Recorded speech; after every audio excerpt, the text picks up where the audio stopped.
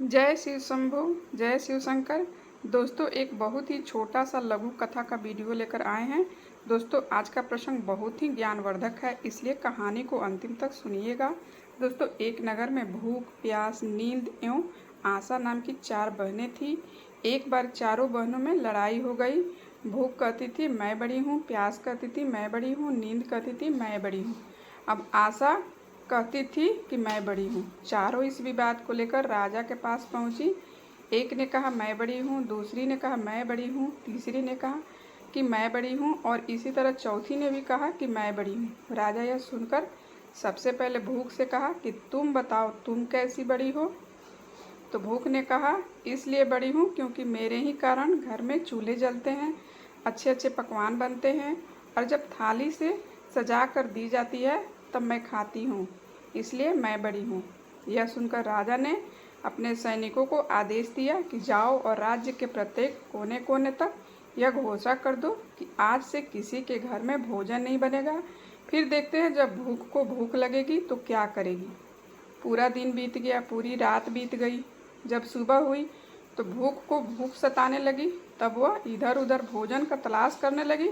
जब उसे कुछ नहीं मिला तब वह भूख के कारण घर में पड़ी बासी रोटियां को खाने लगी। प्यास यह सब देख रही थी। वह तुरंत राजा के पास गई और बोली, हे राजन, भूख हार गई, वह घर में पड़ी बासी रोटियां को खा रही थी। देखिए मैं सबसे बड़ी हूँ। राजा ने कहा तुम बताओ तुम कैसे बड़ी हो।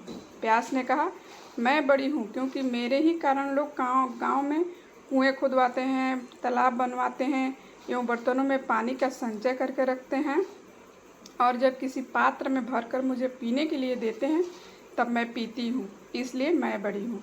यह सुनकर राजा ने अपने सैनिकों को आदेश दिया कि जाओ पूरे राज्य में घोषणा कर दो कि कोई भी कुएं ना खुदवाए, कुएं बर्तनों में पानी भर के ना रखे, तालाबों और कुओं पे कड़ी पहरा लगा दो। जब प्यास को प्यास लगेगी तब वो क्या करेगी। पूरा दिन बीत गया, एक रात बीत गई। जब दूसरे दिन प्यास को प्यास सताने लगी तब वह इधर उधर भटकने लगी। उसे जब कहीं भी पानी पीने को नहीं मिला तो वह मजबूर होकर गड्ढे का पानी पीने लगी।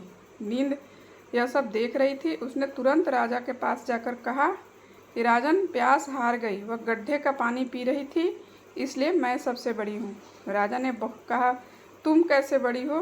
तो नींद ने कहा कि मैं इसलिए बड़ी हूँ क्योंकि मेरे ही कारण लोग पलंग बनवाते हैं, बिस्तर लगवाते हैं। जब मुझे बिस्तर लगा कर देते हैं तब मैं सोती हूँ, नहीं तो मैं नहीं सोती हूँ। राजा ने अपने सैनिकों को आदेश दिया कि पूरे राज्य में घोषणा कर दो कि कोई भी पलंग न बिछवाए, उसमें बिस्तर न लगवाएं। जब नींद आएगी तो देखते हैं वह क्या करेगी।